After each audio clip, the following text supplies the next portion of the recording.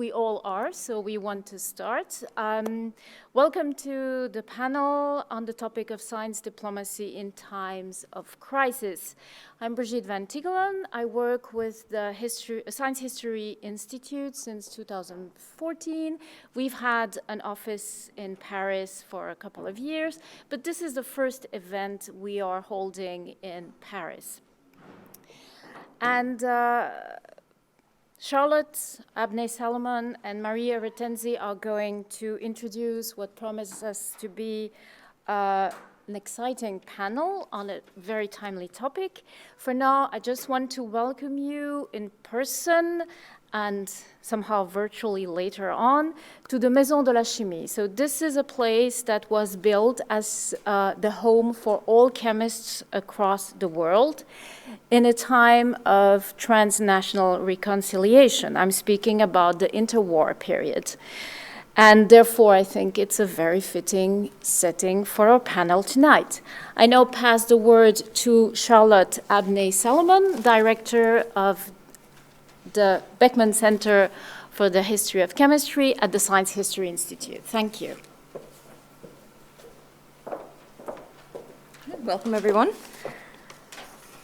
The Science History Institute's Cain Conference and Fellowship was endowed in the year 2000 with a purpose, which was to combine an outstanding scholar with a conference that focuses the attention of industrial and academic leaders, attention to the lessons of history with respect to sound management, economics, and policy, intellectual and institutional continuity, and a large established base of professionals in government and in industry who can benefit from the insights generated by the Gordon Cain Fellowship and Conference.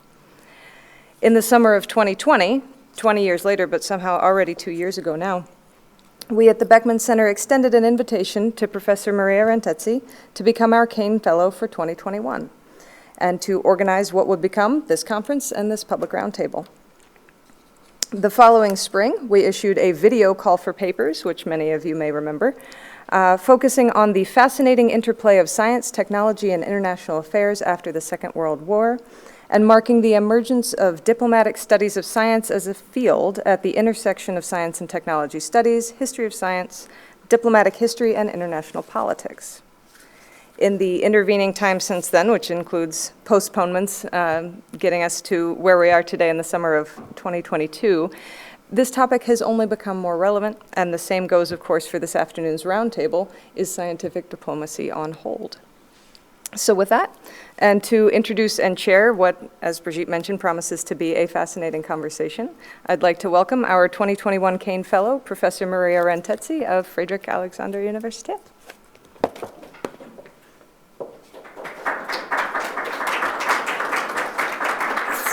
Thank you. Thank you very much. Give me a minute until I get into my computer. Technology doesn't seem to work today. Perfect. So, many thanks. Thanks to the Science History Institute. This is a gift and a privilege, but also a challenge to be the outstanding scholar of this year.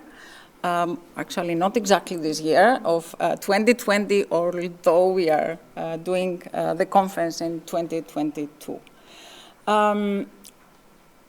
When I received the invitation for this, I thought, what can I propose as a major topic in my field, history of science and STS? I have been working on the history of the second part of the 20th century, nuclear history, basically. And recently I received an ERC grant, and actually this panel is a co-organization of the ERC and the Science History Institute. And so I thought that my ERC topic might be very fitting to what we want to do for this meeting. And in the meanwhile, very unfortunately, the war in Ukraine started, so I felt that our work as historians STS scholars or philosophers of science have to tell us something about what we are going through at this moment and has to become relevant. Otherwise, why do we do what we usually do in our academic offices? So this is how we came up with this idea, and the title of the panel today is Science Diplomacy on Hold? I have to say that in the beginning, my idea is to give a very different title, maybe very harsh, because I was thinking that science diplomacy is dead, period. At least science diplomacy the way we know it, and we have been working on this, not only historians of science, but scholars of international affairs and political scientists. We have been working on science diplomacy, thinking that science has been an international language, an objective language that we can use in order to resolve conflicts, political conflicts around the world. So as a kind of soft power. I think the war in Ukraine, the very recent war in Ukraine, showed us that this is not the case, this cannot be a case. Science diplomacy can be actually a very hard and very political tool in cases of conflicts and in cases of war. So this is what we are going to discuss today, and just give you a hint of who is in the panel, and I'll do this alphabetically, and then I'll start giving the floor to each of our panelists. We have Aristidis Baltas, Professor Baltas from Greece, the National Technical University.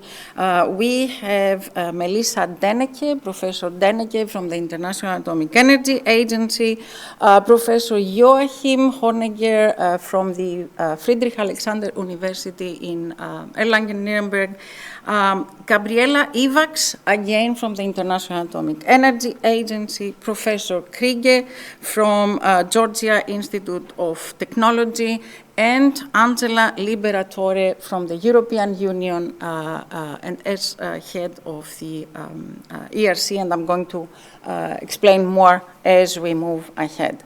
A little bit of housekeeping.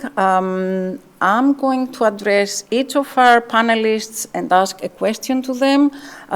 We will have the responses, give them 10 minutes, 10, 15 minutes the most. And I think since we are not live streaming and we are here in presence, it might be useful and important to ask some questions. So the audience asks some questions if we have time at the end. And I want to start with Melissa Deneke, Professor Deneke. She is the head of the Division of Physical and Chemical Sciences, Department of Nuclear Sciences and Applications at the International Atomic Energy Agency. Melissa, if I can address you with your first name. So you have an extended experience on nuclear sciences, not from our part, not as a historian of science, but as an actual physical and chemical scientist. And you were employed at the IAEA in 2019, if I'm not wrong. And in one of your interviews at that point, you were asked, what does the IAEA do, right?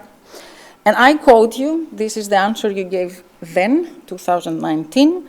The IAEA's mandate is atom for peace and development, but peace is not just about nuclear safeguards. It's about getting people from different parts of the world to work together on global problems. Before the war, before a few months ago, we could say that this is the ideal definition of science diplomacy, especially of nuclear diplomacy. How does this work today? What, especially now, the IAEA seems to have a very key and prominent role in what is happening and in this conflict between Russia and Ukraine.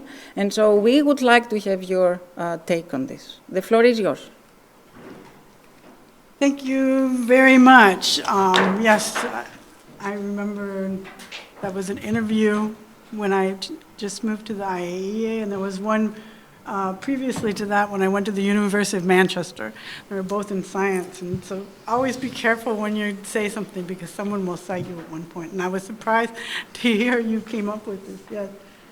But what I was talking about in that citation and the mandate of the IAEA is Atoms for Peace and Development. It's getting people together to talk about challenges that the world are facing and finding solutions within our mandate. That means within our mandate of nuclear technologies and nuclear science. Now, this is one aspect of science diplomacy.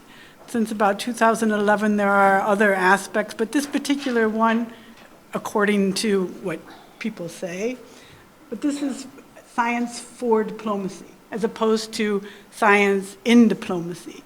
So earlier today, we talked a lot about science in diplomacy, that is a provision of scientific basis for international relation and a scientific basis for policy decisions.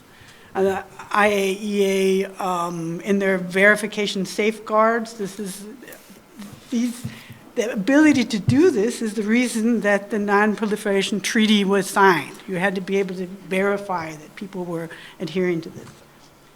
The third aspect is diplomacy in science, and that's promoting science in general, yes? So you'll have people as ambassadors. We need to have science. But science for diplomacy is something that we do every day, and this is something that in science diplomacy in crisis and having exclusion of Russian and Belarus participants by certain non-global agencies is seen as jeopardizing science diplomacy or science for diplomacy. Science for diplomacy, you said it's hard or soft. It's a tool, if it's hard or soft. It is with aiming, using scientific collaboration, and science is a universal language, science and mathematics is a universal language, and having people work together to address global issues, one, to find solutions, but also to get different people from around the globe to work on a common table using a common language, in the hopes that it will instill peace between the parties. We do this all the time, and then we have many mechanisms of delivery of our mandate for Atoms for Peace and Development. We do research and we do technology transfer. And research, we have what are called coordinated research projects, and these coordinated research projects are exactly to do that, is to get people from around the world at the table to discuss global challenges, to find solutions. By doing so, it is also a means to improve international relations. So I looked at a few examples, and one is of coordinated research projects that have newly started. We have hundreds of these. But one's within my remit of the division that I lead, and one is artificial intelligence for fusion energy. Now, the example I'd like to name this one is fusion energy is an area that the IAEA has been very instrumental in coordinating research. In fact, if you know, is the International Thermonuclear Experimental Reactor, ITER, in Karash. The signed agreement for this is the repository is at the IAEA. So since 1958, when the Second Geneva Convention met, it was also fission, but also fusion. This is when fusion energy research, or fusion research in general, was declassified.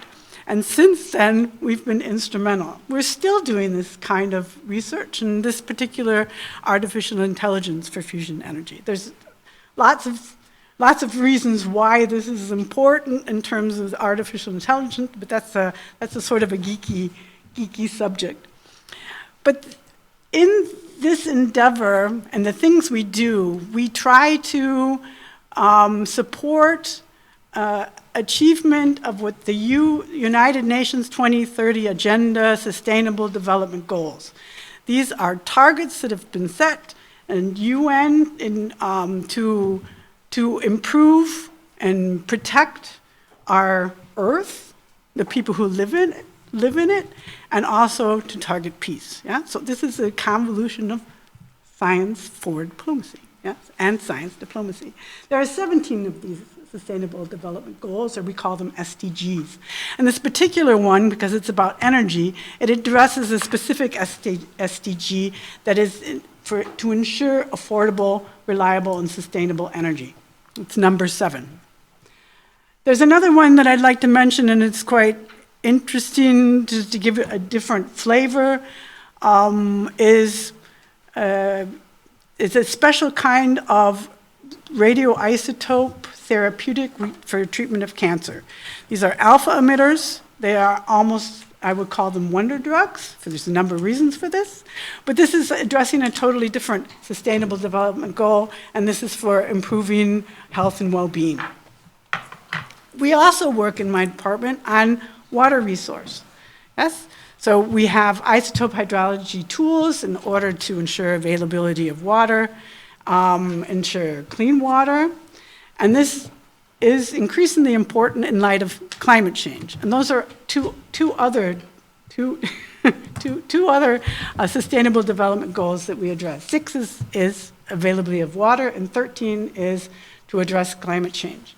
So as you get the gist from these examples that we are looking for solutions to global issues, and we use nuclear technologies in doing this, because that is within our remit. That's the atoms part of peace and development.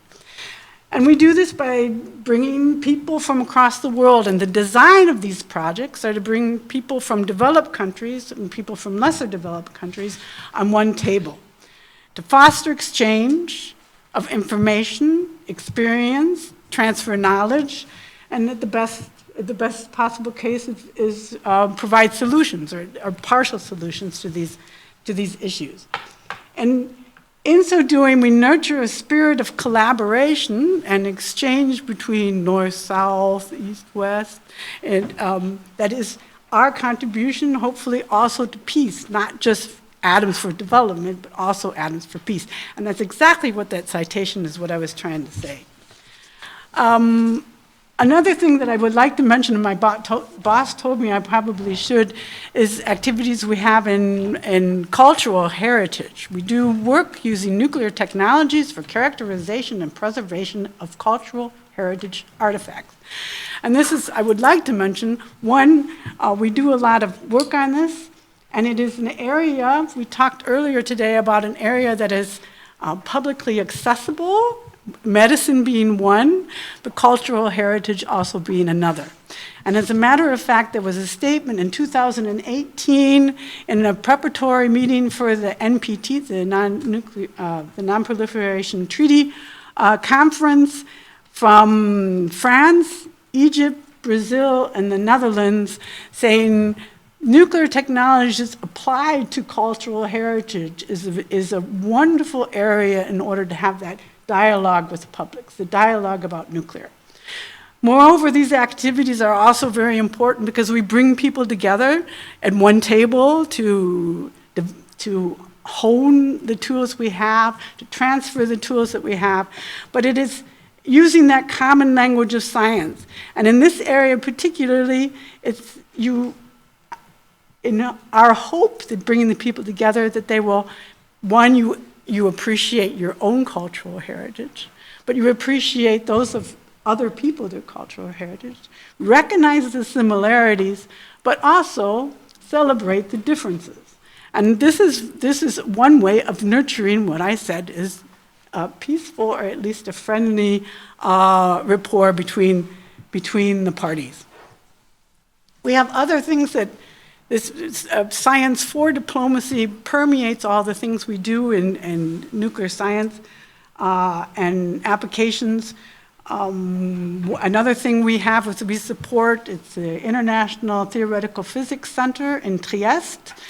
Historically, it's interesting because this was founded over 50 years ago, and it was chosen to be in Trieste because Trieste was right next to the Iron Curtain back then. And it was, that location was chosen to nurture East-West dialogue. Part of the remit, integral remit of this center is also to support lesser developed countries, so a platform for that North-South exchange. This ICTP for short also has established something called Physics Without Borders program. We're talking about science for diplomacy, yeah? Again, beyond borders. We have another example that we support is Sesame, and Sesame is a synchrotron. It's a special light source. It stands for Sesame is synchrotron light for experimental science and applications.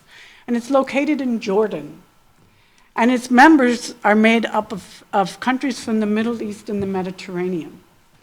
And this is although there's some rocky road and some hiccups along the way, the idea behind this is to get countries that have often been areas of dispute and unrest to work together on scientific endeavor. And it's a large infrastructure, yes?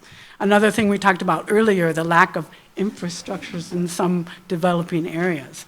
So this is one, and I found a very good quote from UNESCO, specifically about Sesame, because Sesame, it's not a happenstance that they found this name. Sesame, we think of open sesame, and it's supposed to open the doors to communication and to exchange.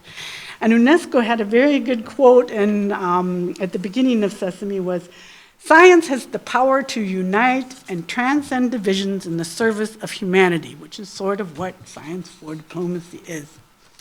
We have other activities that are very important that I have to mention, Science for Diplomacy. We have our Director General has been in office, I think, for 2 years now, and he has started major initiatives, Rays of Hope, addressing cancer, New Tech Plastics, addressing plastic pollution, and also Zodiac, which is addressing zoonotic disease, the identification and hopefully prevention before it is transferred to humans, such as COVID-19. And all of these have that science for diplomacy aspect, but they also have the science in diplomacy aspect, because some of them, for example, New Tech Plastics has a network of monitoring marine plastics. So provision of scientific data in order to inform policy decisions, yes? And this is becoming very important. I don't know if you've heard yet, but the world is now working on having a contractual agreement on plastic pollution, much like for IPCC, Paris Agreement, and they're working now on ironing out a legal binding agreement about reducing plastic pollution. And so these things have all the science diplomacy. I don't think it's on hold, they're all going on now. In this specific case, to get to your answer to your question, I said at the beginning, I think there are some non-global institutions that have made decisions as to bar collaboration with Russia and Belarus. Now, I work at an international organization, and we serve all of our member states, yes? So I signed up to be impartial no matter what, yeah? So that impartiality, yes, we have to continue doing our job in service to the world. I think, and I do believe, in science for diplomacy and science diplomacy is a tool that is beneficial. There's examples in history. I mentioned NPT. There's other collaborations that were extremely important for détente way back when. I mentioned fusion also, space exploration, vaccine development, or others. So it has an excellent track record. The only thing that changes for us is travel restrictions in the countries that we're based in Austria, or when we have meetings in Germany to have Russians and Belarus participants come. It makes them more work, but it is surmountable. There are some things that it has increased our workload indirectly for things, but that's a different story. But other than that, we continue to serve our countries. I would put forward, and now I have to be very careful, and I'm glad this is being taped, I will say something, and I'm saying this in my personal view, and this is no longer as an agency view. I believe that this is not really science diplomacy we're talking about. We're talking about a science sanction. And this is very similar to economic sanctions and other diplomatic sanctions. The difference, it's not differentiated. And it's not just in science, it's also in culture and the arts. And the culture of the arts are, in my opinion, also something that often transcends. And if you close down the communication channels, how are we going to have communication to have that diplomatic exchange again? And I do believe that scientific culture and arts are avenues you can do this.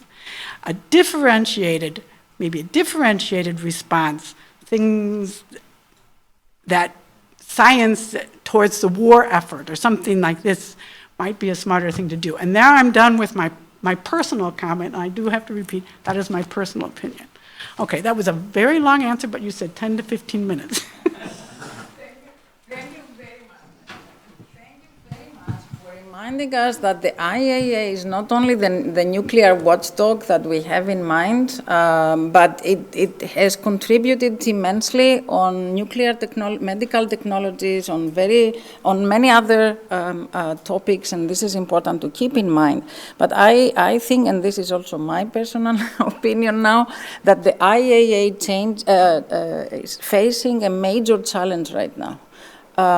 Exactly because of what you said before, that you have been signed, all of you that work for the IAEA, you have been signed up for impartiality. And in times of crisis and conflicts, to be impartial is a very difficult task.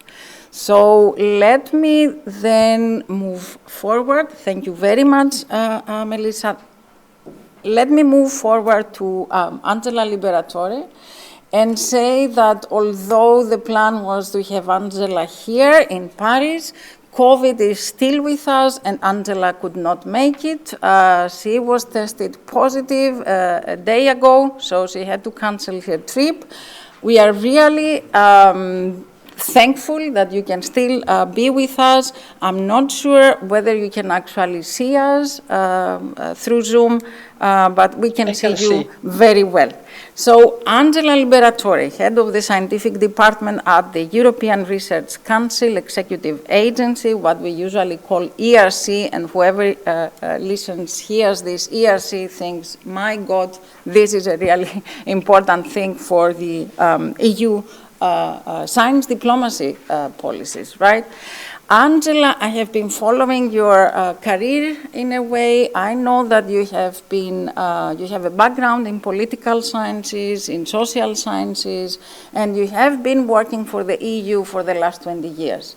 And if someone goes through your CV, I think what we understand is that you have been a science diplomat for many years now, working for promoting the scientific policies of the EU, and for helping all of us, the academics, to take advantage of them.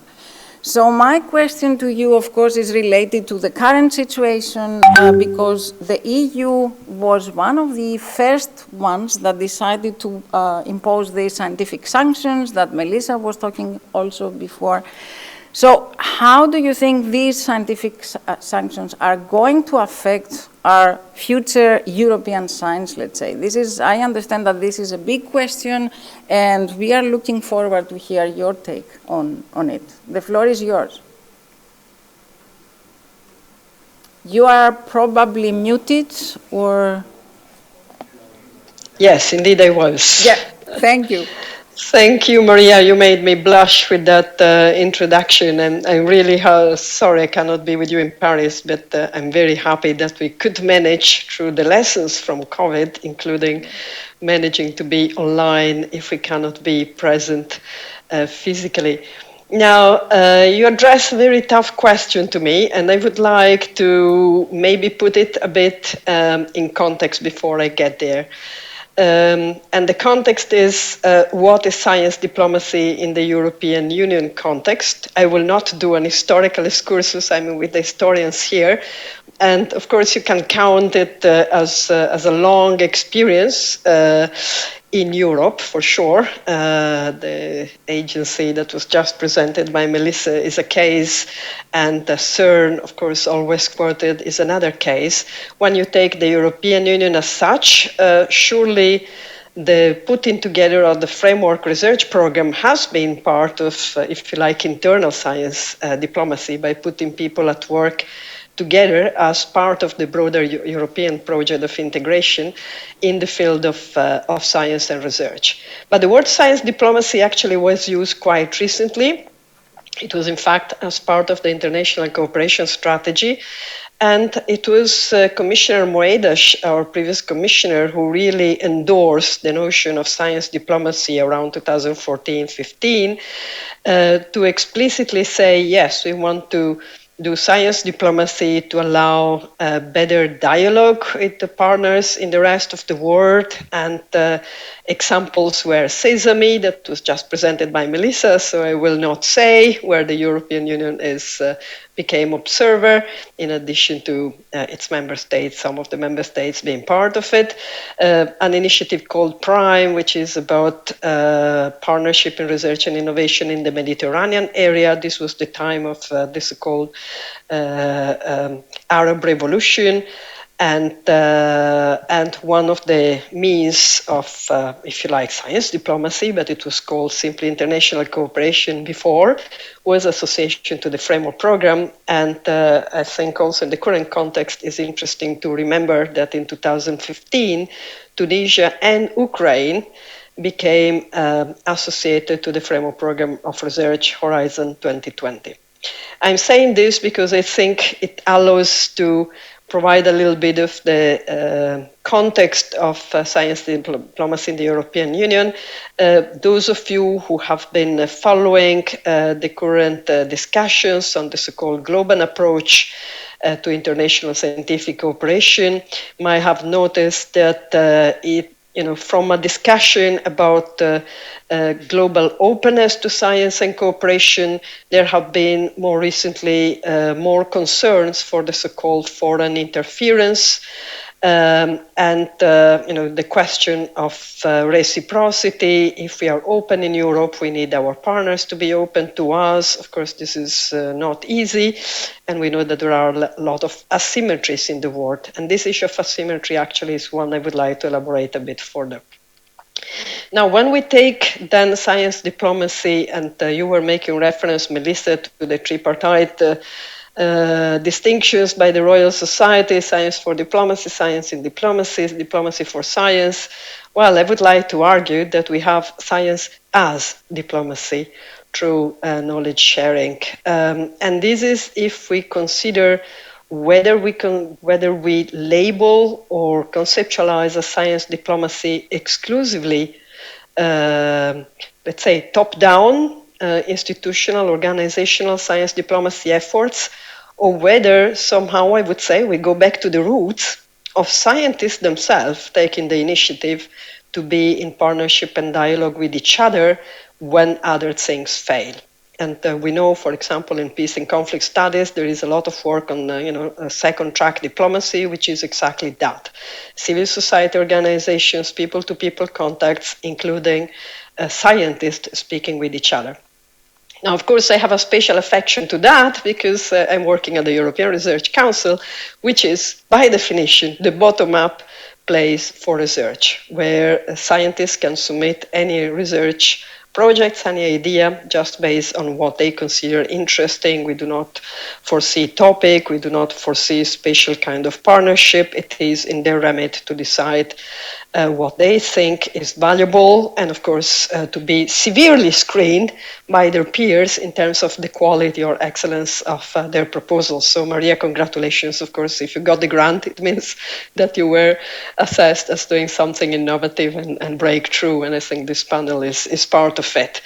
Now, if we take this approach of, if you like, bottom-up science diplomacy, the question then that we can ask each other is, well, again, is also that kind of diplomacy between scientists on hold or severely hampered by the current situation? What does it take to have scientists speaking with each other? I would say not only by obligation in specific organizational context, but by their own interest. Now, of course, don't take me wrong. As Maria was saying, I have a background in political science and public policy, so I know institutions do matter. And I think science diplomacy is mainly through and with institutionalization. But again, institutions come also by ideas and efforts by certain individuals who set the tone or give the examples.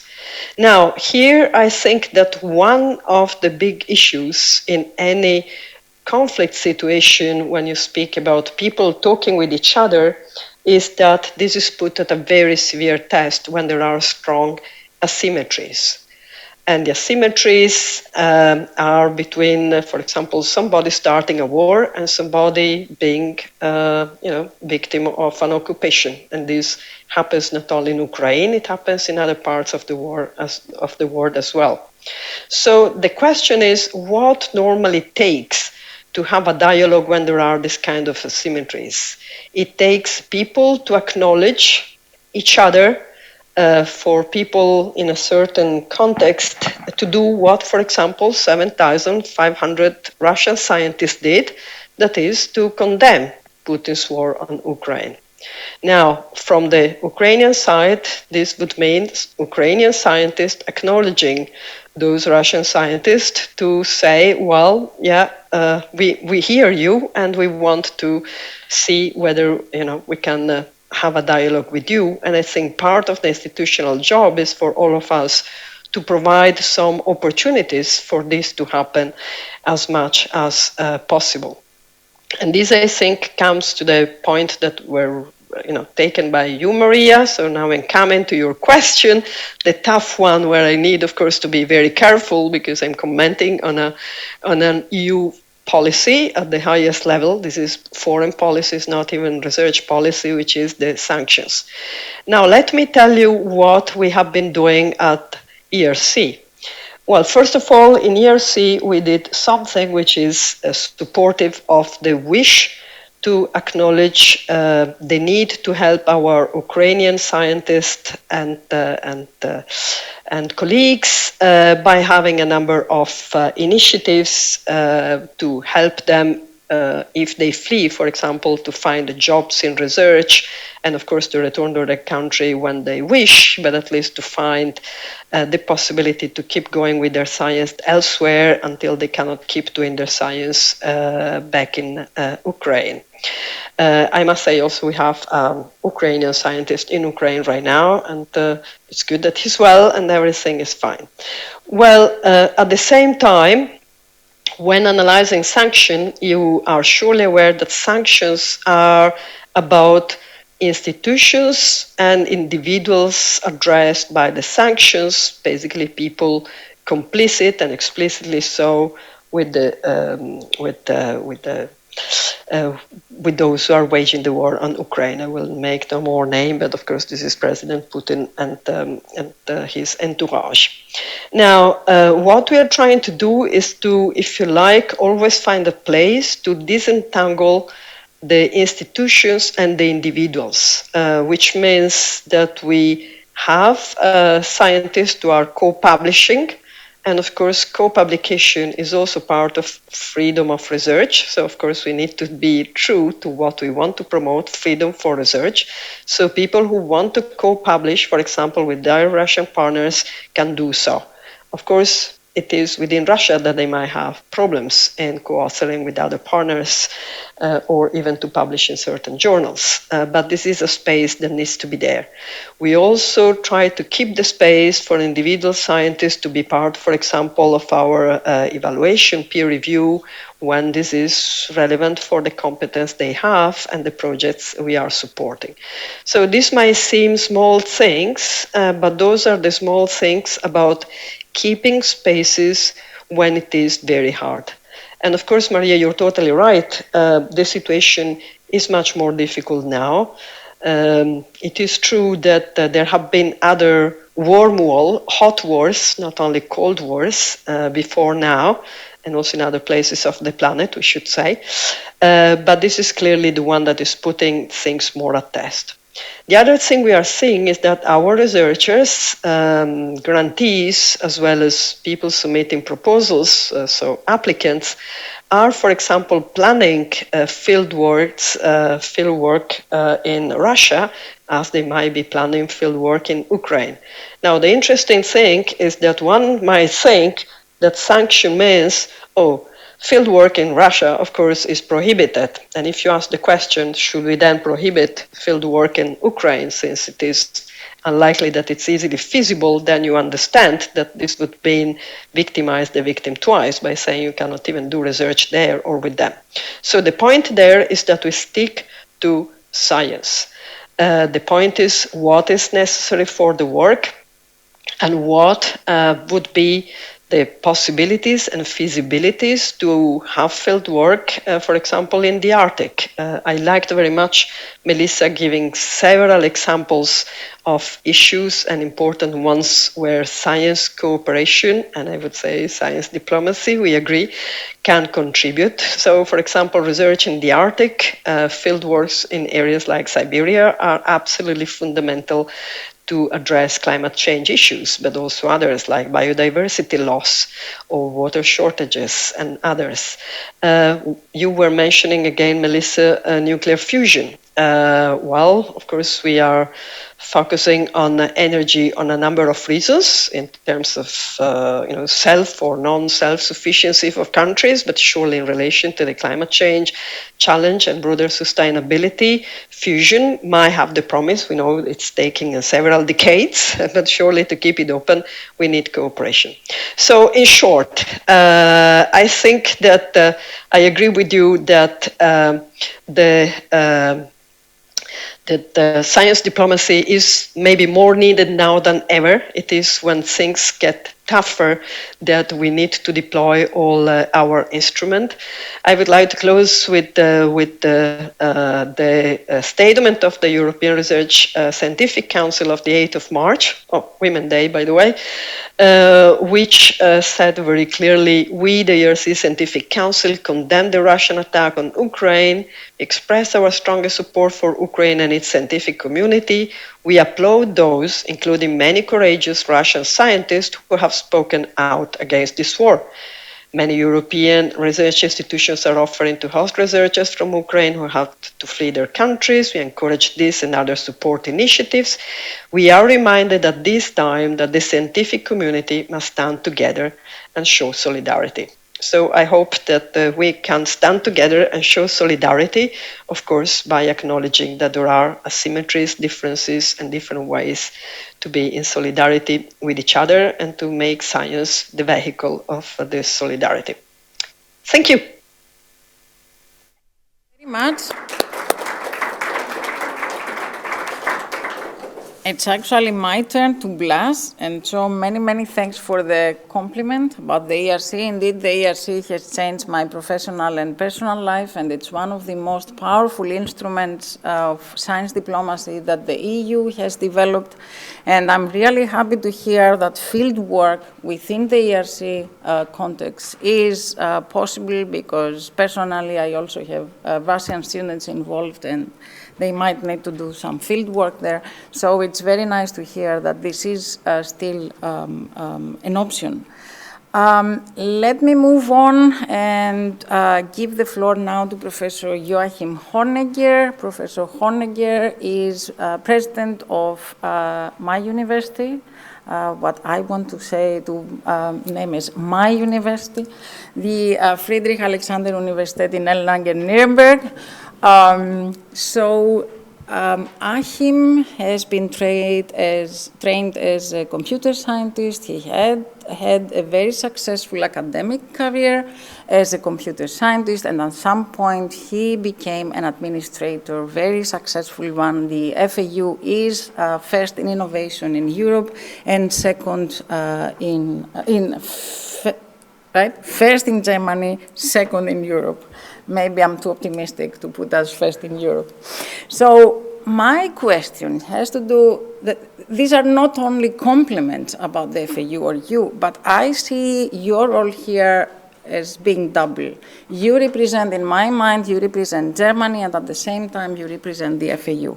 And Germany was the first one that actually imposed scientific sanctions. The German Rectors Conference came out, I think, the same day that the war started, and they said, I quote, "The HRK will explore the possibilities for continuing and shaping university and academic relations with Ukraine and Russia in cooperation with the German academic organizations," meaning mainly the DAD, "and in consultation with the federal government." But basically what we did as a country and as a university was to cancel institutional relations to Russian institutions. Correct me if I'm wrong. So the question here about us as a university and as a country is, how do we react in all this? And how do we support not only Ukrainians but also Russians? How do we do this differently for other German universities? Because I do know that we have some very innovative ways to help Ukrainian scientists and students. So I want to hear from you, we want to hear from you your take on this. The floor is yours. Thank you very much, Maria, for the kind introduction, and thank you very much for giving me the opportunity to present FAU's view on the very difficult topic, how to deal with Russian and Ukrainian researchers, scientists, and students. You're right. On February 25th, I sent out an email to all the employees of FAU saying that we cut all the relationships to Russian universities. And this was a step we had to go because we have a very strong liability issue that is related and linked to the export control and the export law of Germany, and the president of the university is more or less personally liable if there goes something wrong. So I did a very sharp cut. That was not easy for me to send out this email without any compromises, but we did it. We were first in Germany, and we still keep the institutional collaboration on the zero level with Russian universities. But we are fully aligned with the German Academic Exchange Service, the so-called DAAD, and their strategy to maintain individual relationships to scientists and students also from Russia. So we do an individual personal evaluation, and we support collaborations with Russian scientists and Russian students. And as Germans, we are also aware of our history, and just imagine what would have happened if Britain or the US wouldn't have hosted German scientists during the Nazi regime. So there is something that we are very aware of, and on the individual basis, we did not cut the interaction with our colleagues. And of course, also friendships grew over the many years to Russian colleagues and students. So we also, of course, are in a very special situation regarding our Russian students. We have around about 200 Russian students in our system. We have 40,000 students at FAU, 200 Russian students. And we have the decision of our government to cut all the money transfer from Russia to Germany. And this also affects, of course, students who get a scholarship from Russia. And we do not bypass this rule. So our Russian students who get the Russian funding actually do not get financial support from our university. That's also something that really hurts, but we cannot, as I said, bypass the German rules, and we are very strict in keeping our rules in accordance with the decisions of the German government. We also are aware of a list, and this was also mentioned, I think, by Angela, of Russian scientists who speak out against Putin's war. And of course, this list is very important for us, and we also look into the names, but we also have the other side of the coin, a list of Russian universities who clearly state, and particularly the rectors of the universities, that they are totally in accordance with Putin's politics and his decisions, and that also, of course, cancelled a few of our relationships to our partner universities in Russia. Regarding Ukraine, and here we have a clear classification, what is the good and what is the bad side. Regarding the Ukraine, we have total support for all kinds of students, researchers, and institutions. Let me just mention a few things we have done, and FAU has done quite a lot from my point of view. Regarding the students, when the war started, we invited all the Ukrainian students and talked to them. We also provided a room for them where they can exchange their opinion without having the fear of being supervised or controlled by someone. We also provided support for our students. We started a crowdfunding that was highly appreciated by not only the employees of our universities, our students, but also the people of the Erlangen-Nuremberg area where we actually live. So we have collected a lot of money to give an immediate support of our students. We also supported the collection of material for our Ukrainian friends and drove it over to the Ukrainian border by trucks. We implemented a task force at our university that deals with the situation of our Ukrainian students, our employees from Ukraine, our employees from Russia. We also have professors from Russia that are on our payroll and are against, of course, the Putin's war. We also have a lot of meetings on the rectors level in Germany where we try to get in sync, but there are different strategies how to deal with particular situations. And what we did, and that's something I want to explain in a little more detail in the upcoming few minutes.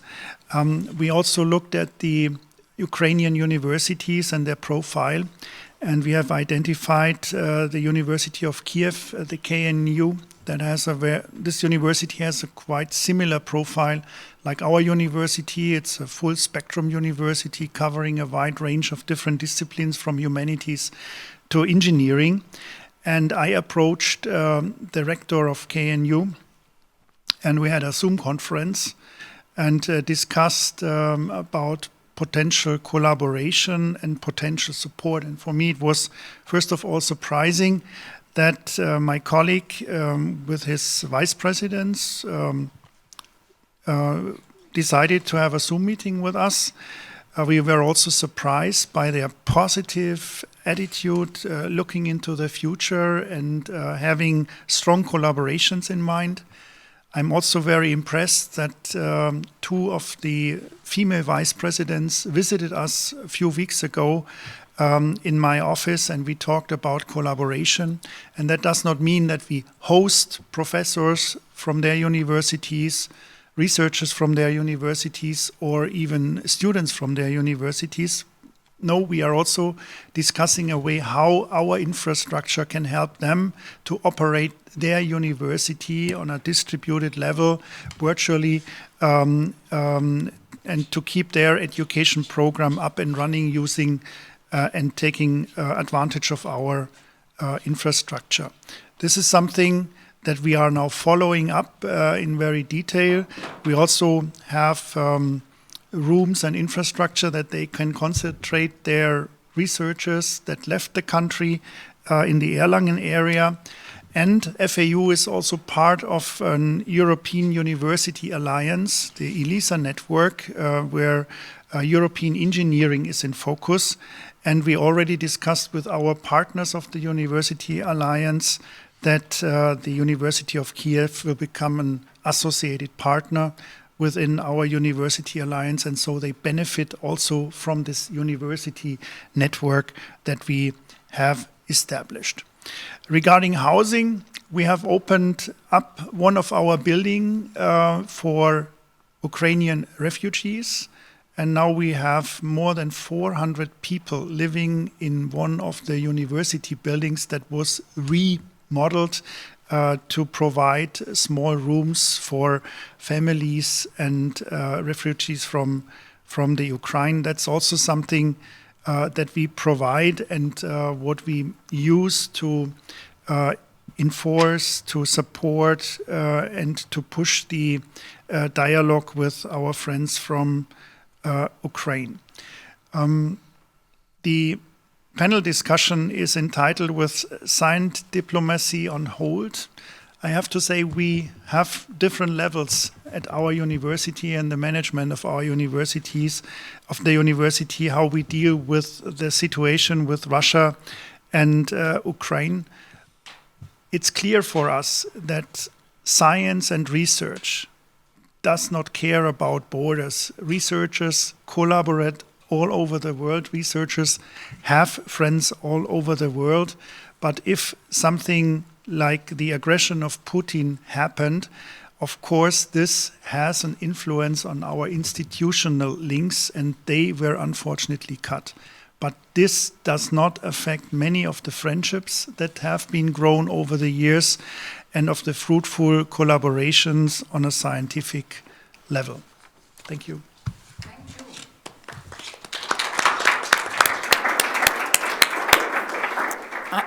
I think it's important that we don't take advantage of the brain drain that it's taking place right now in Ukraine. So I really like the way that we are dealing with this issue. Let me turn now to Aristidis Baltas. Aristidis is Emeritus Professor of Philosophy of Science at the National Technical University of Athens in Greece. But at the same time, Aristidis had a very interesting career and experiences from in a different, let's say, arena, the political arena. He has been Minister first of Education and then on a second term Minister of Culture in Greece. Aristidis, you had a very interesting career, as I said. You have worked on philosophy of science. In Greece, you were one of the people that actually set up the program on history and philosophy of science. You taught the whole generation, including me, and some of the students that are here in presence today. And at the same time, you had all this experience from the political world and the diplomatic world. So I want you to bring all this here and to address the same question based on these experiences. How do we deal with this conflict? What should we do in a situation that is really very challenging in many respects? So the floor is yours. Thank you very much for the question as well. I want to thank you, the Science History Institute, for this conference, very famous conference. Charlotte and Brigitte for the invitation, and Maria. And appearing in a conference with the title Science Diplomacy on Hold, there are three terms: science, diplomacy, and the war, in a way. So I want to spend very few minutes discussing the connection between the three, let's say, subjects on the basis of the experience that Maria was talking about. First of all, I presume many of you know that how did history of science become a discipline in its own right. One of the pillars for that was a book by somebody named Herbert Butterfield, written in the late 50s, I think, or early 60s, I think late 50s, who was a specialist, a historian, specialist in diplomatic history. And why did the guy write this important book about the history of sciences, pushing it towards to becoming a discipline?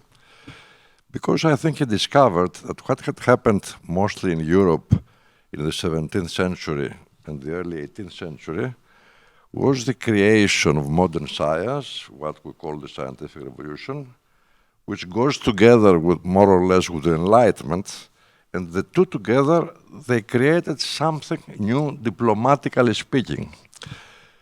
I mean, in Europe, with conflicts, very bloody ones, wars of all kinds, dynastic conflicts, religious fanatism, etc. In each country of Europe, more or less, in most of the big countries of Europe at the time, some people started to discuss with each other, independently of ethnic origin, nationality, religious beliefs, etc., through some people who, devoted their work to bringing these people together. The one was a Frenchman named Pierre Mersenne, mathematician important at the time, who circulated letters among all these people. The late one was Oldenburg, secretary of the Royal Society of London, which was created more or less at the same time, which again circulated all kinds of Europe, plus himself, all over Europe. These people discovered there was something called, let's say, rationality, whatever you want to call it. This kind of rationality was going against fanaticism of all sorts and kinds. Each one of these people, in fact, was more or less, depending on the state, persecuted because of believing in this kind of rationalism, starting with Descartes, of course. And all this created a new, let's say, idea and ideal that we can find our way through life in general, conflicts in general, by basing ourselves on the rationality and the independence of science from ideologies, from religious beliefs, etc., etc. In addition, it was this movement, so to speak, which more or less started to create what we call European unity. The West, and America after that, of course, is in effect the kind of production of the scientific revolution, of the Enlightenment, and of course, the three revolutions which marked, let's say, the modern era. I'm speaking about the glorious revolution in England, about the French Revolution in Paris itself, the American Revolution. All these ideas created modernity. On the basis of modernity, you have the science, enlightenment, the belief that reason can transcend differences in language, traditions, ethnicities, nationalities, and so on, and you go on from there. So this is the first, I think, connection with diplomacy and science.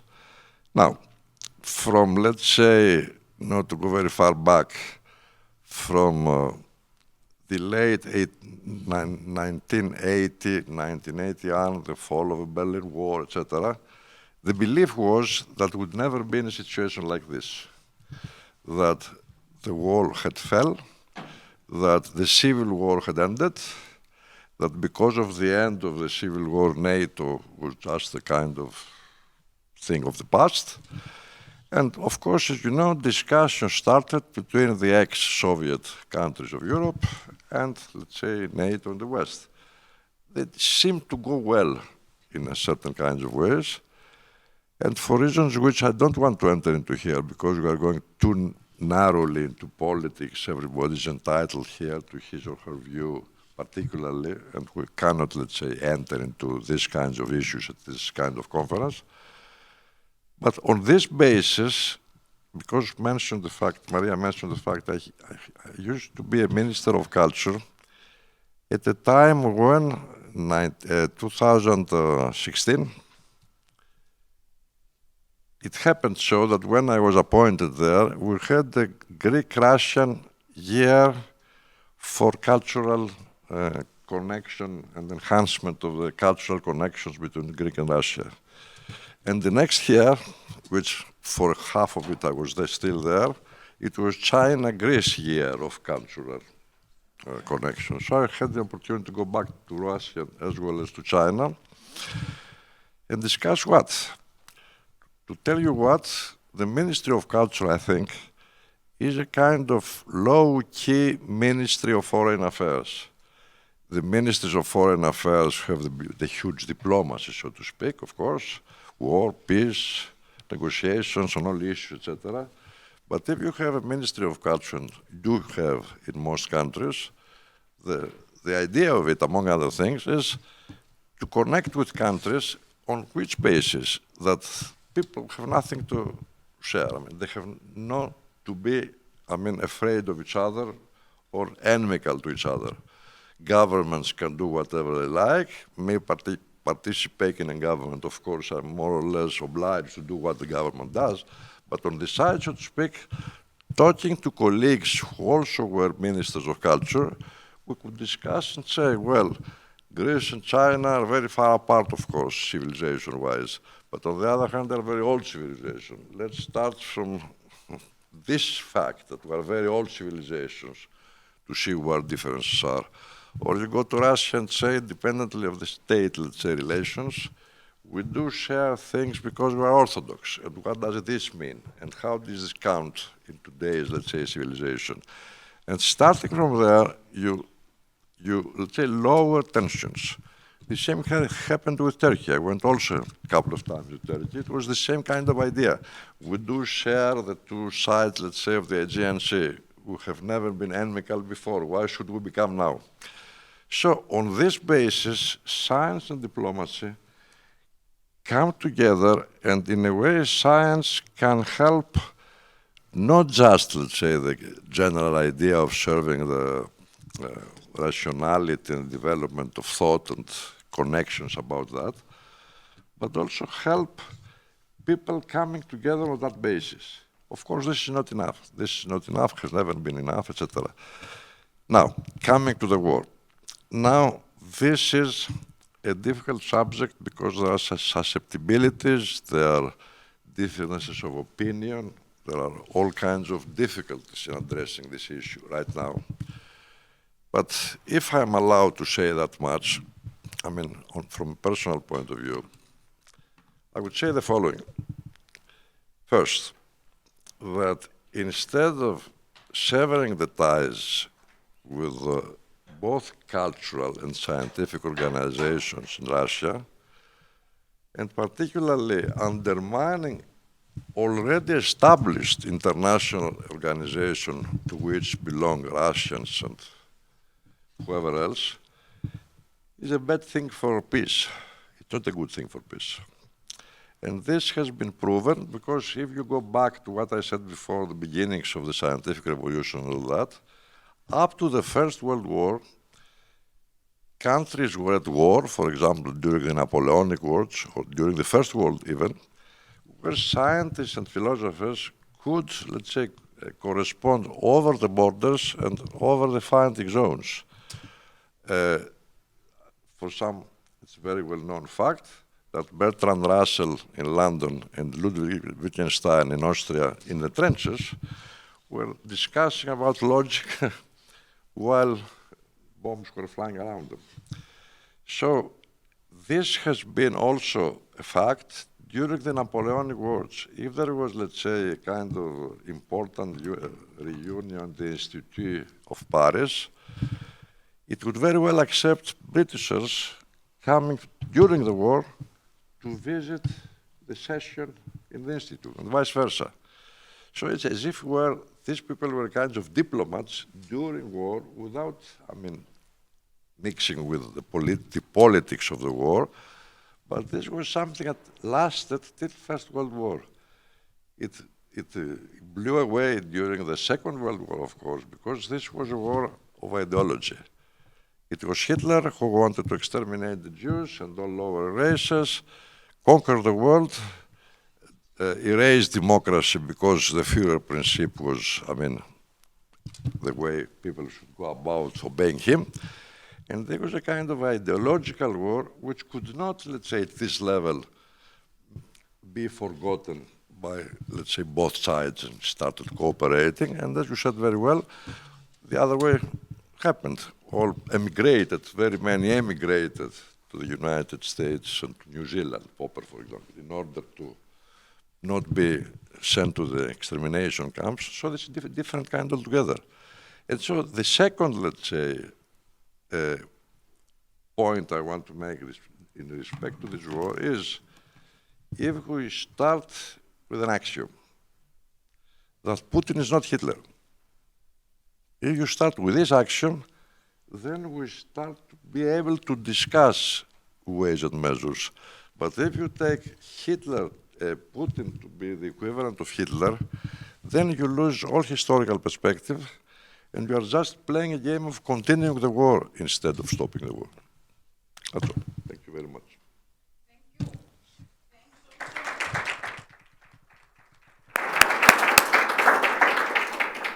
Thanks also for making the connections to what Achim said before, and I think to what Melissa mentioned in the beginning, and the role of international organizations in this kind of conflicts. I think the moderator needs a moderator because we are running out of time, so let me move fast and give the floor to John Krieg. John has been Kranzberg Professor Emeritus at the School of History and Sociology, Georgia Institute of Technology. And for those of us who work on history of science and technology, we know that John has been very influential in terms of the history of the 20th century. And whoever has discussed this period has to quote his work and be in a dialogue with his work. So what I want to ask you, John, today is, what are we missing? You have done all this work on the relation between science, technology, and international affairs, as far as I know, and I think everyone is going to agree on this. You were the first one that brought these things together, especially in relation, as I said, to the second half of the 20th century. What are we missing? Why we don't get it, let's say? Why we don't learn from what you told us, what other historians have told us about this period? What is your response? And I know that this is a tough question. Very kind of you.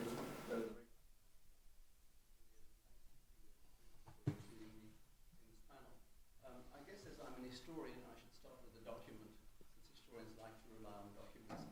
So this is a document that I've slightly redacted. It was not just 3 months ago, but quite a long time ago. I wonder if I've protected it slightly. Let me start with this. As representatives of our country's science and art, we have our protest to the civilized world against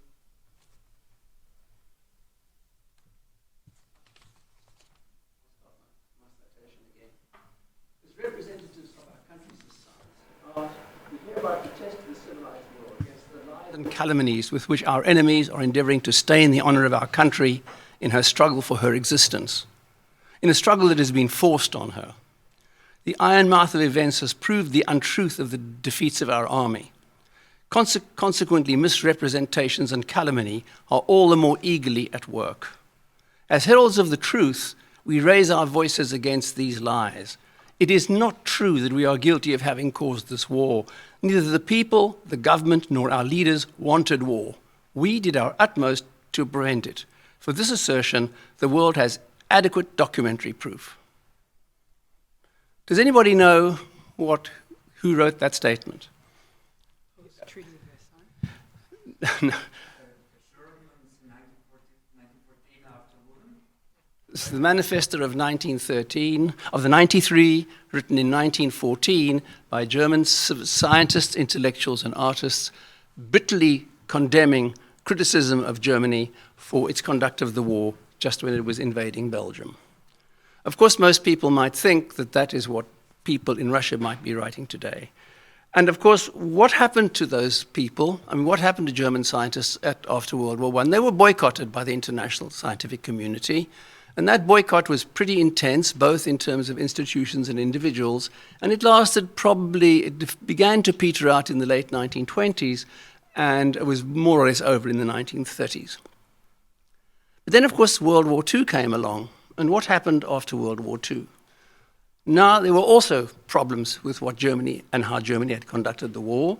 And some scientists, of course, as you pointed out, Joachim, fled Germany to America and Britain and other allied countries, but some remained.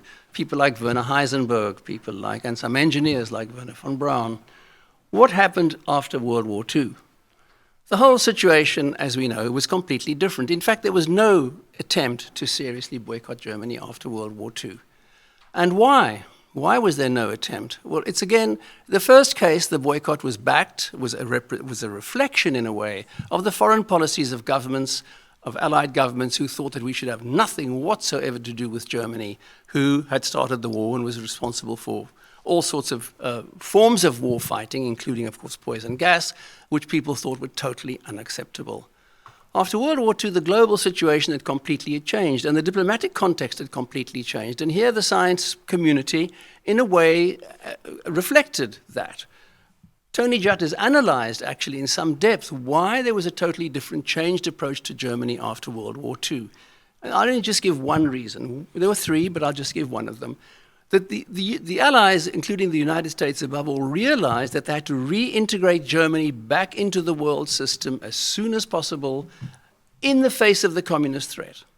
So it was understood that Europe should integrate itself, that Germany should be a key actor in the reintegration of Europe, and that the strength of Germany's economy was essential to build a strong Europe to face communism. So diplomatic, international politics played a huge role in also encouraging scientists to reopen dialogue and maintain communication with Germany. So I have two models. So which should we do? Should we boycott Russian scientists at this point in time, or should we open the door towards them, as happened with German scientists and engineers after World War II? Now, of course, if your government, or if you believe politically, so it really is a political choice, it's a political choice. If you believe politically that, for example, Putin and Russia should never again be allowed to exercise this kind of power in an international scenario, as indeed some members of the Biden administration have said, and in fact, which is used as an argument for massively arming the Ukrainians, which not everybody agrees with. As you may know, about 25 German intellectuals wrote an open letter recently in Germany saying they condemned further rearmament of Ukraine because it was only extending the war unnecessarily. But if you believe that you should strongly do all you can in the long run to cripple Russia, then it would follow you should boycott them and boycott the scientific community if you take the lesson of history. If you believe, on the other hand, that you should keep the door open to Russia, that, I use the words of the French president, you should not humiliate Putin, then of course, and by the way, the choice of this word by President Macron is very interesting, because of course nobody in Europe can forget the horror of 100 years of war on the continent, and everybody remembers that one of the main causes of World War II was the humiliation of Germany in the Treaty of Versailles. And I'm absolutely sure that when Macron talks about not humiliating Putin, he has that in the back of his mind. Do not move forward by humiliating Putin. Remember, we must think of the post-war period. We must think of opening the doors to Russia again, reintegrating Russia into what he calls a European security system. And he's been heavily, heavily criticized for it, both by people in Ukraine, President Zelensky himself, and a large number of intellectuals and other people. By the way, Timothy Schneider, probably the best historian of Ukraine and of the current war, wrote a long article, had a long interview in Le Monde 3 days ago, heavily criticizing President Macron for suggesting that we should not humiliate Putin. And from a Ukrainian point of view, this is an insult to the Ukrainian suffering. It's simply encouraging Putin to continue.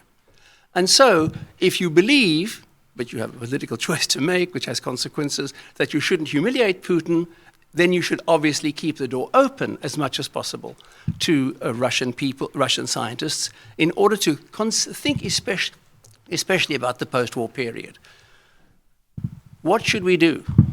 Well, what everybody is proposing is some sort of balance, right? I mean, in other words, we keep the door open to individuals, So we kind of boycott international exchanges, we boycott official international collaboration, but we keep the door open to individual exchanges with people, with individual scientists who we know or we believe are opponents of Putin.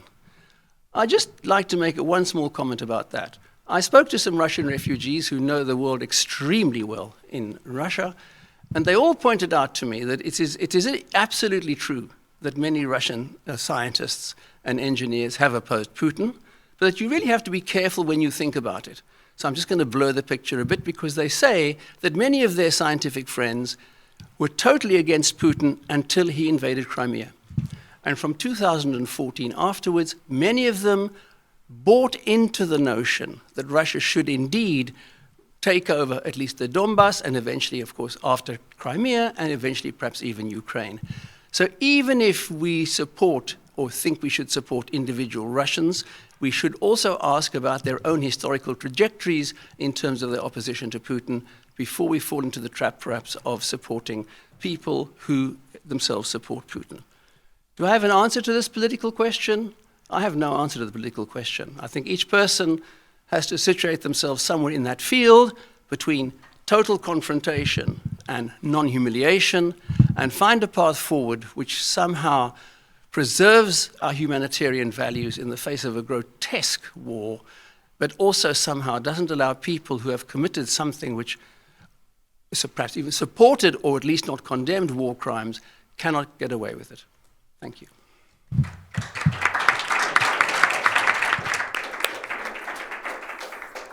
Thank you, John, and thank you especially for reminding us that this is a political choice, and that as historians, our work is also political, can become political, or at least this is my take. So let me now move quickly to Gabriela Evacs. Gabriela is the head of Archives and Records Management Section, Division of General Services Department of Management at the International Atomic Energy Agency. I know Gabriela for some years now, and she has been very key in the work of all of us who focus on nuclear history. In short, you want to have your Gabriela as your friend if you work on nuclear history and the IAEA. And I'm saying this in a nice way, and I'm saying this because Gabriela has actually restructured the archive from my perspective, and she opened up the doors to our community, and she facilitated our work in the IAEA, making a huge difference now, and it's obvious in the number of people that have been working on the history of the IAEA from many different perspectives. When I started working on the IAEA archives before the time that Gabriela was there, and this has nothing to do with the people that were there before Gabriela, I realized that this is really a place where Cold War is still alive. You have this feeling when you walk in that some issues are still present, and I felt in the beginning that the archive is one of the most secretive archives that as historians we have to work with. This has changed a lot. I cannot say completely, but it has changed a lot. And my question to Gabriela is, based on your experience and the long experience, not only working on the IAEA archive, which is a very sensitive archive, I'm saying all this, and at the same time, I do understand that this is a very sensitive archive. It's not like any other archive that probably you have worked with before. But my question is, what do we do with secrecy? And I'm asking this, thinking about the future historians and what is happening right now and how we are going to deal with this conflict that we are discussing in this room tonight. So the floor is yours. Thank you. Thank you for inviting me, Maria. You don't need to be my friend to get access to the archives, for sure. But obviously. I try to be short. It's not really sexy to have be the last speaker in such a late hour, especially when you are an archivist. I think it's not really typically an interesting topic, especially that people think that archives are about dusty files in the basement. And I know that world has changed, but still there is this long-standing belief. So first of all, I've been working in the archives field for more than 25 years, and out of that, 20 has been in the NGOs.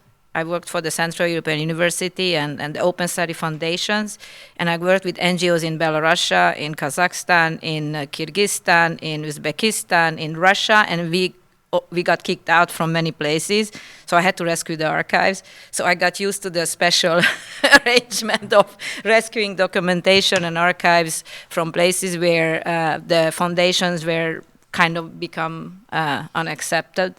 And Putin's foreign agent policy started back to the 2000s when the Russian Foundation was shut down.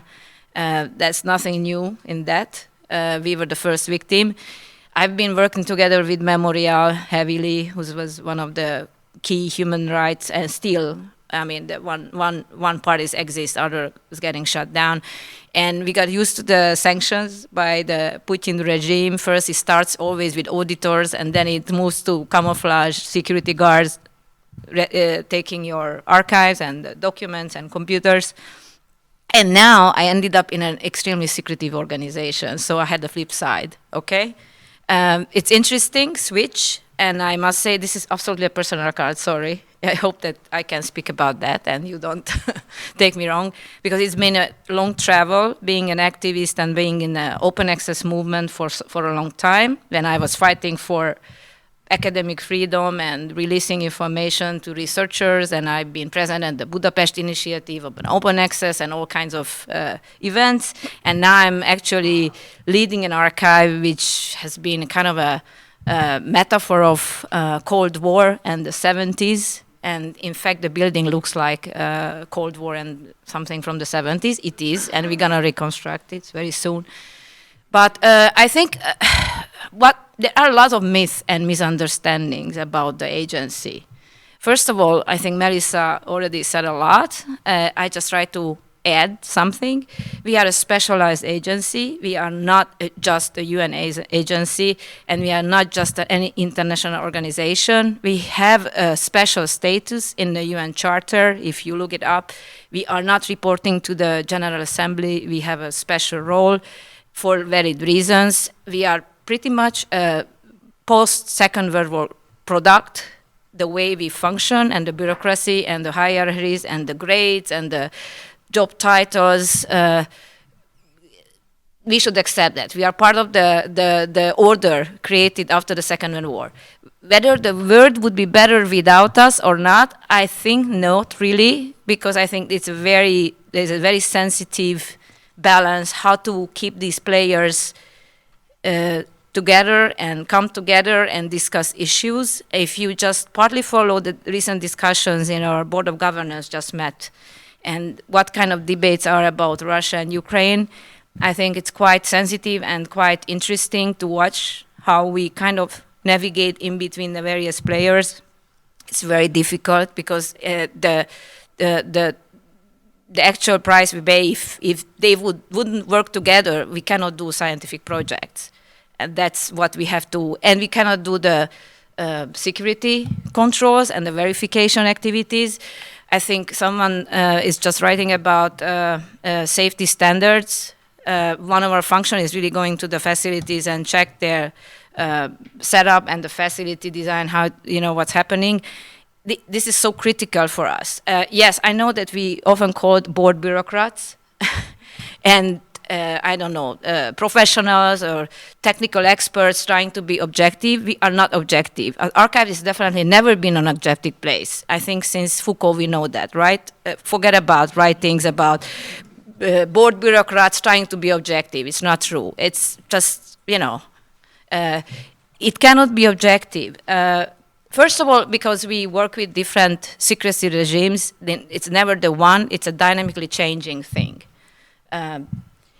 It's this dynamics, when I'm listening the papers and the people who write about these issues, I'm surprised that nobody have this nuanced approach, that realizing that secrecy has never been a fixed one, it's always been changing, depending on the socio-economic, political context.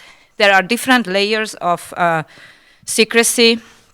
I don't want to go into details, but let's say we have 6 departments, and I think they have 6 different approaches to secrecy. In Melissa's department is about science. Obviously, they are not secretive. They're trying to share information. We are just acquiring a data platform, and we're going to share scientific data with the world and with the member states. If somebody is going to do a project on data or big data, we are releasing information. Now, in a scattered manner, there will be a more structured way. If you're dealing with non-proliferation, which was the fashionable subject of the historical research, historiography recently, of course we are secretive because that's quite sensitive information we acquire, and we try to do the verification.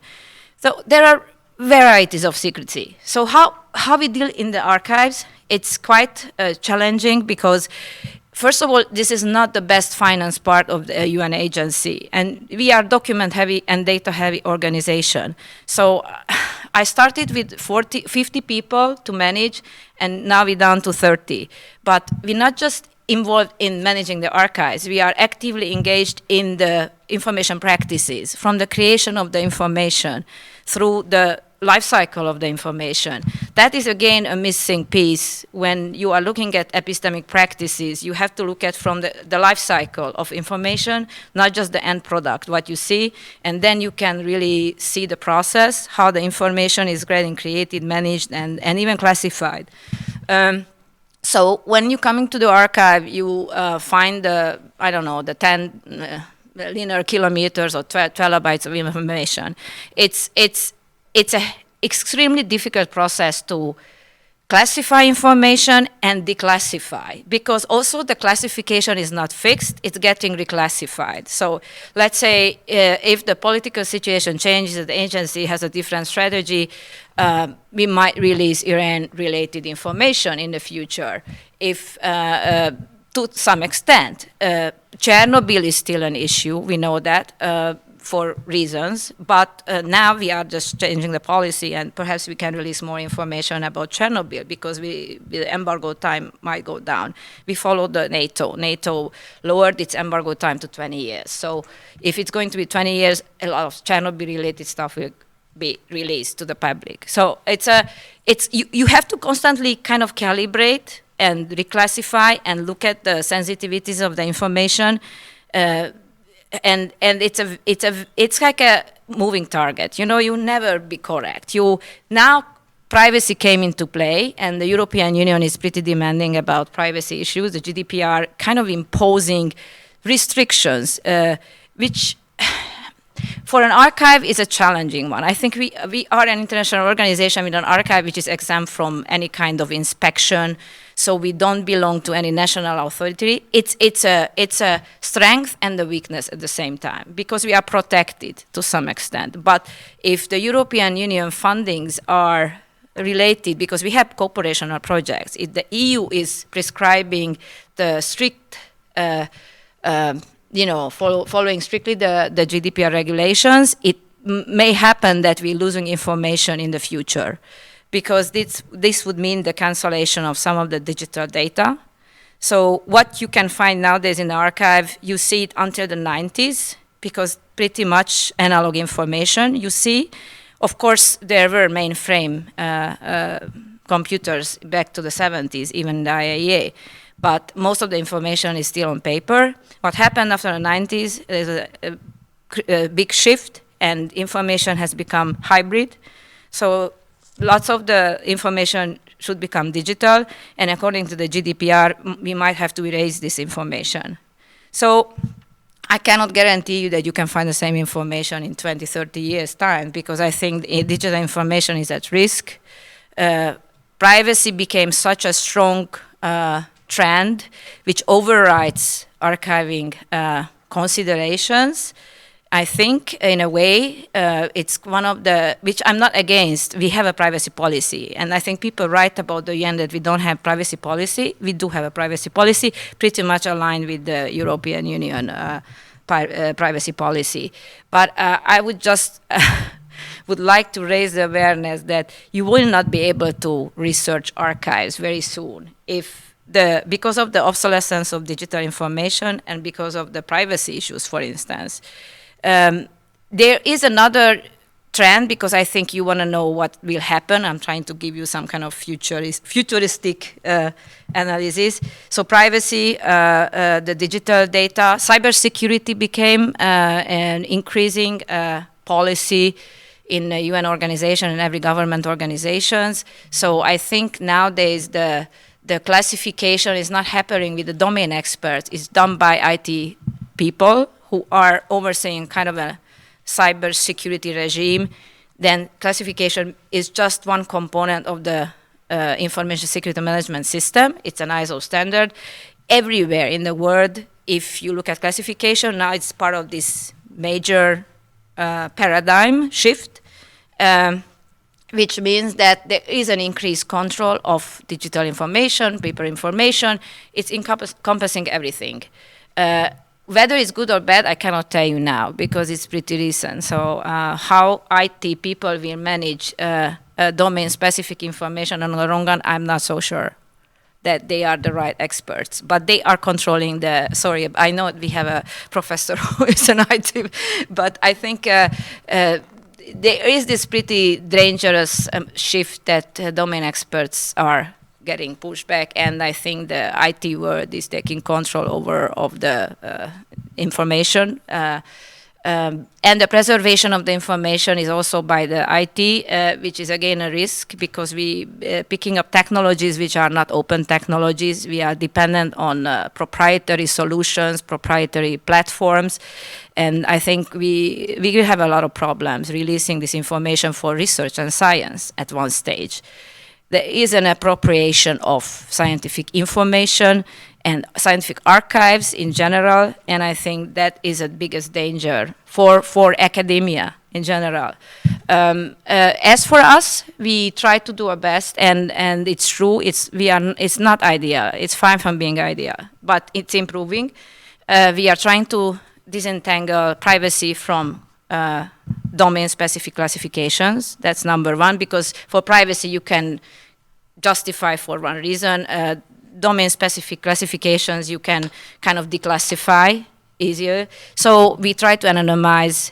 It's a heavy work. It's a heavy workload. If you come to my archive and you order 5 boxes, poor archivists have to go page by page and sift through the information, and analyze for you whether you are able to, and then, sanitize part of it, but we don't sanitize. We don't want to sanitize because I think it's ridiculous when sanitization is happening. So anyway, just want to say that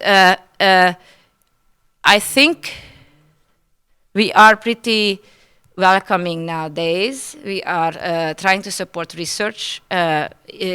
Yourself or your students, be happy to host everybody.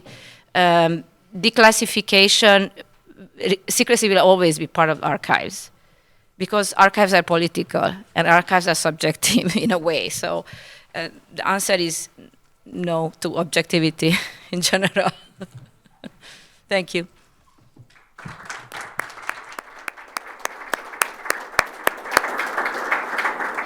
Thank you very much, but the news you bring are really scary for historians, right?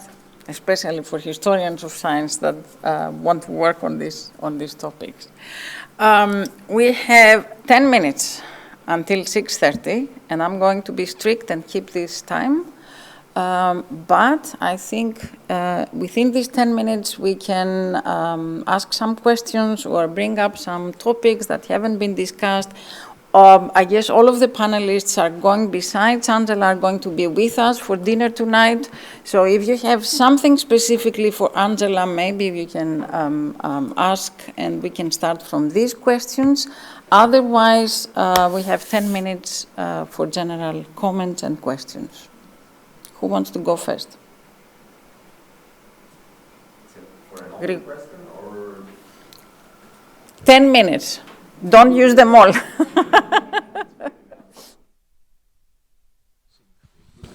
Okay.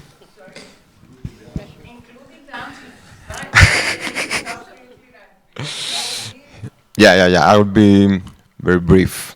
So, from my perspective, what the current situation shows us in a very, let's say, tangible way, is that science diplomacy is not only a tool of linking, but also a tool of delinking. It's not, let's say, a tool only for collaborating and cooperating, but also a tool for, let's say, isolation and delineation. So, in this context, I'm curious how notions such as scientific internationalism or scientific neutrality, which played the pivotal role during the Cold War and the early post-Cold War years regarding the rhetoric of science diplomacy, are being reconfigured in this historical context. Thank you. Seems that your question can be answered by many, so just let me collect a few more. If you don't have, I'm happy because we can finish earlier. Please. Thanks a lot, Maria. Nice to meet you. Nice for the invitation. My name is Antonella Trapani. I'm from the OECD Nuclear Energy Agency. We work quite closely with the IEA, of course, on issues of nuclear education, knowledge management, where I'm responsible for. And I'm here on my personal capacity today because I was not invited. But anyway, we work as international organization with many member countries. As you know, the OECD suspended membership of Russia. Took effect on the 11th of May. However, I want to bring my point of view as I'm managing nuclear education programs. It's not the only view of the OECD. In the OECD, we have many other activities similar to the CRP of the IEA. So they are called joint projects, and these are not OECD bodies. So we are taking a case-by-case approach with regards to the collaboration with the Russian counterparts. And I can say that we are achieving also continued the collaboration in many ways, also because we are touching upon the young generation. So we believe younger generation, in my programs, should be affected by the war and whatever is going around all these issues, because we need to build the future generation, and so we need first not humiliate the people before humiliating Putin. If you humiliate people, you're not going to bring dialogue and peace. So this is just to give you an overview also about international organizations and what we are doing at international level to maintain the cooperation. And I believe, and maybe I want some answer or some what, as international cooperation, were built on the aftermath of the Second World War. All of us, basically, both the European Commission, OECD, IEA. So we knew what war brought upon us, and the scientists, how they paid the price, how international organization can really work to make sure this doesn't happen anymore, and to bring peace and dialogue, because this is probably our first. It's on our mission of OECD and IEA, Atoms for Peace. We work on cooperation and dialogue and policies. But also I would like to know from the scientists how we should bring and keep the dialogue ongoing, although we have seen there are several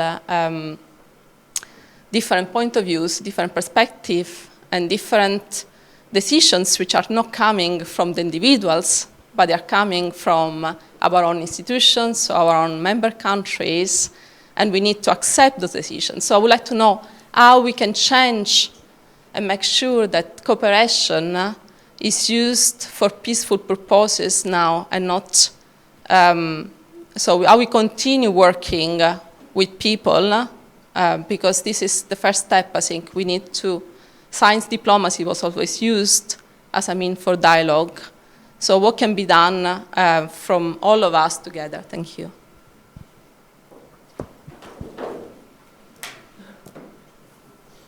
So I give the floor to the panelists, and before I do so, I have to thank you, Antonella, for mentioning what the OECD does and for clarifying that it's not black and white, because this is what came out in the news, that the OECD position towards Russia is basically black, and they imposed scientific sanctions and they kicked Russia out. So it's very nice that you elaborated on these decisions. So any comments from the panelists? And let me ask Angela whether you want to start or anyone else.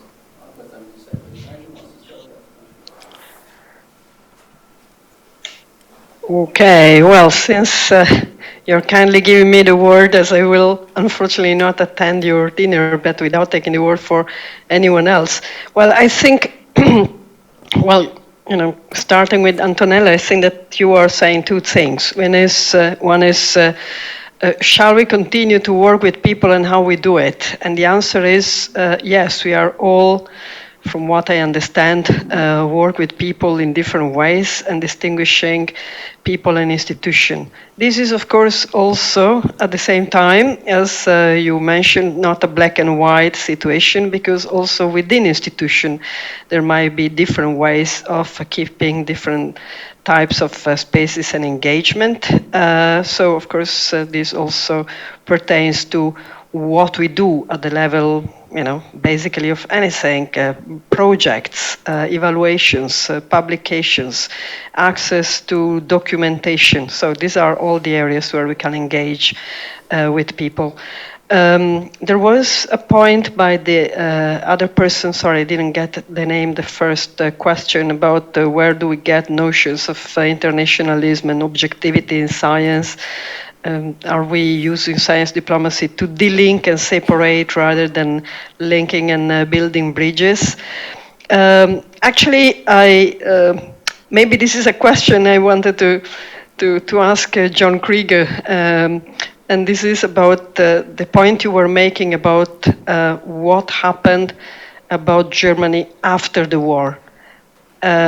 Which I think is, of course, a very pertinent question. But I think one of the differences when we speak about wars is when a war is ongoing and when we are speaking about the aftermath. Of course, as John was saying, there are notions which pertains also to the aftermath. If you want to make sure that a certain power, country, or including its scientific community should never again be a player, then of course you start during the war to play in a certain way. If you want to stop the war, somehow, sanction the war and whatever, but not punish the scientific community and giving a chance afterwards, then of course you keep certain space open. But maybe I didn't get completely the point from John, and he might explain further. And then, of course, there are, the European, the International Atomic Energy Agency. You have such a wonderful example.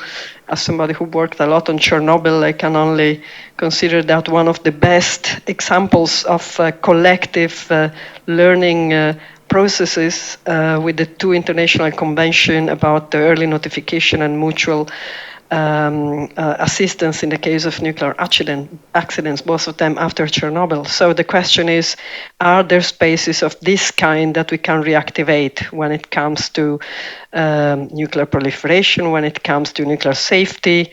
John can tell us about space research, maybe. Can we restart certain aspects? The International Space Station was the place of, extraterrestrial cooperation based, of course, on certain terrestrial agreement. So I guess that either now or at your dinner, you will have very interesting ways of addressing those questions further. So thanks for giving me the opportunity to be part of the debate.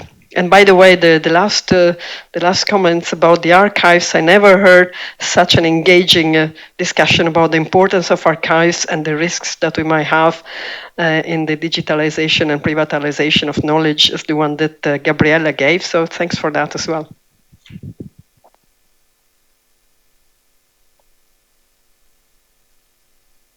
issue that came out last year in History and Technology. So if you are interested, we can send it to you. We have 3 more minutes. John, it's your turn. I'll just quickly answer your question. I think it's Jessica Wang has just written a wonderful article about scientific internationalism and diplomacy, the origins of it, and she makes it absolutely clear that the great wave of international organizations which began in the late 19th, early 20th century was only possible because of the Congress of Vienna. In other words, without diplomatic agreements, scientific agreements can't happen. Scientific internationalism can only gain traction when governments are behind it, even if it's discreetly behind it. And so I don't think it's a question of linking or delinking. I think that during the war with Germany, I mean, clearly the First World War boycott is driven by the fact that the governments will have absolutely nothing to do with that country and the scientists neither. So scientific internationalism blossoms when diplomatic avenues begin to open. And of course they can stimulate them and move them, but it's very difficult to have them. For example, between China and the United States, between 1949 and about early 1970s, no, a little bit earlier than that. The China experts, you have to be very careful. For about 20 years after 1949, almost impossible to have any kind of scientific internationalism with China. You could do it, but it was very, very limited, isolated. And on the other hand, once you open out massively towards China, there's a huge growth in scientific internationalism, which then President Trump is doing a huge amount to stop, because of the great tensions politically and ideologically between China and the United States. So it really moves in harmony with or in rhythm with what's happening diplomatically. And I think, frankly, we rather emphasize the importance of science. We forget the importance of foreign policy and diplomacy, which makes it all possible, creates the ground in which it can grow. Because if there's opposition or very brutal opposition between governments, science diplomacy will not gain any traction at all, obviously, or very marginal anyway, in my view. Thank you very much. Thank you, all of you and each of you, especially the ones that have nothing to do with historians of science, and you spend your day with us, you gave us comments, and you help us understand your position as well and from where you come from. So many, many thanks to all of you. I encourage all of you to talk to our panelists during the dinner, because this is going to be a very important interaction. Also, for those who want to learn more about science diplomacy, I want to remind you that in a week from now, on the 23rd, 24th, there is an upcoming conference here in Paris organized by Inside. Very important program, one of the 3 that the EU has funded on science diplomacy. The program is ending, and so we are going to hear the results of it in a week from now. Many, many thanks. Brigitte, maybe you want to say the details about what is happening next? Okay. Thank you.